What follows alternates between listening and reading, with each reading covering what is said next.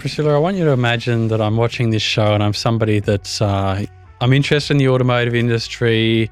I've learned a lot of things I didn't know about it, but I'm still reluctant to take that first step. Whether I'm a male or a female, what advice would you give to me? I would definitely recommend you seek out a career in the industry. The automotive industry, and I also work and cross over into the industrial sectors as well. The automotive industry is incredibly passionate. It's somehow I explain it's also almost like joining a family.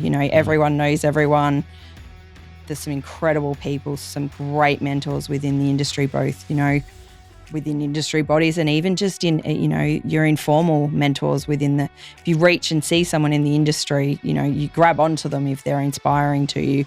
It's definitely an industry that is supportive. We are changing daily. There is so much change in our industry with technology implementations and also I think just the type of businesses that are in this industry are also diverse and different.